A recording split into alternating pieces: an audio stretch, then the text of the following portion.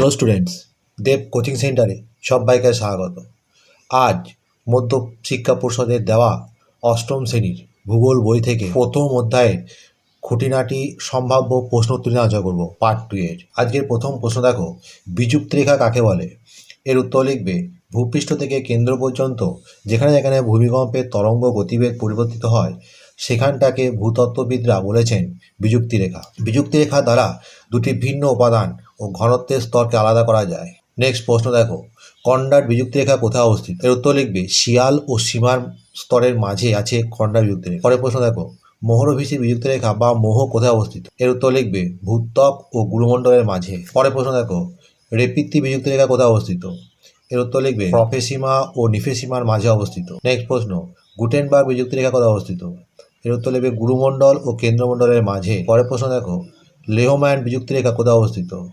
এর উত্তর লিখবে, কেন্দ্রমণ্ডলের ভিতরের স্তর অন্তঃকেন্দ্রমণ্ডলের ও বাইরের স্তরের বহিঃকেন্দ্রমণ্ডলে অবস্থিত। পরের প্রশ্ন দেখো, গুরুমণ্ডল কাকে বলে? এর উত্তর লিখবে, ভূত্বক ছাড়িয়ে পৃথিবীর অভ্যন্তরে প্রায় 2900 কিলোমিটার পর্যন্ত একই ঘনত্বযুক্ত স্তর হলো গুরুমণ্ডল। পরের প্রশ্ন দেখো, গুরুমণ্ডলের বৈশিষ্ট্যগুলি লেখো। এর উত্তরে 1 নম্বরে লিখবে, এই স্তরের উষ্ণতা 2000 ডিগ্রি সেলসিয়াস থেকে 3000 ডিগ্রি সেলসিয়াস। 2 নম্বরে লিখবে, এই স্তরের পদার্থের ঘনত্ব 3.4 থেকে 5.6 গ্রাম পার ঘন সেন্টিমিটার। পয়েন্টে লিখবে, গুরুমণ্ডল স্তরের প্রধান উপাদান লোহা, নিকেল, ক্রোমিয়াম, ম্যাগনেসিয়াম ও সিলিকন। নেক্সট প্রশ্ন দেখো, প্রোফেসিমা কাকে বলে? এর উত্তর লিখবে, গুরুমণ্ডলের 30 থেকে 700 কিলোমিটার পর্যন্ত অংশে ক্রোমিয়াম, লোহা, সিলিকন ও ম্যাগনেসিয়ামের প্রাধান্য দেখা যায়। এটি হলো প্রোফেসিমা। এর পরের প্রশ্ন দেখো, নিফেসিমা কাকে বলে? এর উত্তর লিখবে, গুরুমণ্ডলের 700 থেকে 2900 কিলোমিটার পর্যন্ত অংশে নিকেল, লোহা, সিলিকন ও ম্যাগনেসিয়াম আধিক্যের জন্য এই স্তরকে নিফেসিমা বলে। পরের প্রশ্ন দেখো, অ্যাস্থেনোস্ফিয়ার শব্দটি কী শব্দ? এর অর্থ কী?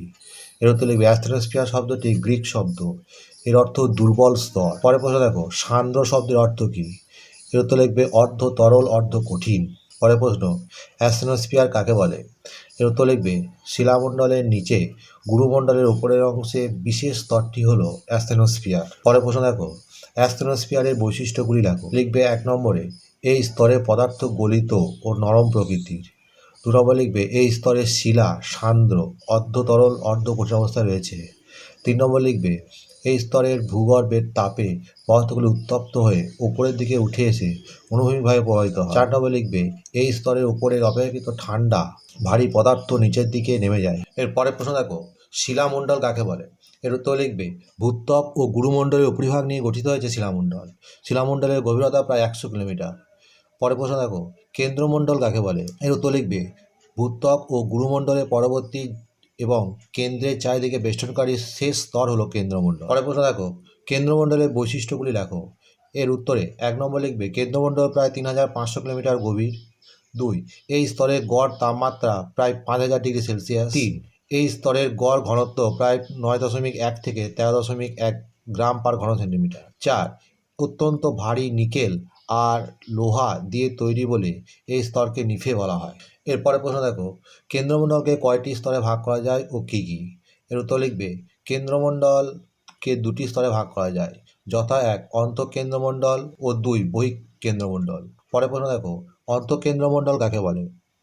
এর উত্তর লিখবে, পৃথিবীর একেবারে কেন্দ্রের চারিদিকে বেষ্টন করে রয়েছে যে স্তর তাকে বলে অন্তঃকেন্দ্রমণ্ডল। এই স্তরের গভীরতা 5100 কিলোমিটার থেকে প্রায় 6370 কিলোমিটার। এই স্তরের চাপ, তাপ, ঘনত্ব সবচেয়ে বেশি। এর পরের প্রশ্ন দেখো, বহিঃকেন্দ্রমণ্ডল কাকে বলে? এর উত্তর লিখবে, অন্তঃকেন্দ্রমণ্ডলের চারিদিকে যে স্তরটি রয়েছে তার নাম বহিঃকেন্দ্রমণ্ডল। এই স্তর 2900 কিলোমিটার থেকে 5100 কিলোমিটার গভীর।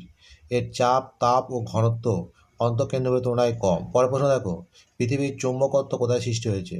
এর উত্তর লিখবে, বহিঃকেন্দ্রমণ্ডল স্তরে সান্দ্র অবস্থায় থাকা লোহা ও নিকেল প্রচণ্ড গতিতে ঘুরতে ঘুরতে বৈদ্যুতিক ক্ষেত্র তৈরি করেছে। সেখান থেকে সৃষ্টি হয়েছে পৃথিবীর চুম্বকত্ব। প্রথম অধ্যায় থেকে এই 56টি প্রশ্ন খুঁটিনাটি আলোচনা করা হলো। আশা করি তোমাদের উপকারে লাগবে। তোমাদের এই প্রশ্নগুলো যদি ভালো লেগে থাকে তাহলে অবশ্যই চ্যানেলটিকে সাবস্ক্রাইব করবে এবং বন্ধুদের মধ্যে শেয়ার করবে। বন্ধুরা, এখানেই শেষ করছি। পরবর্তী ভিডিওতে আবার দেখা হবে।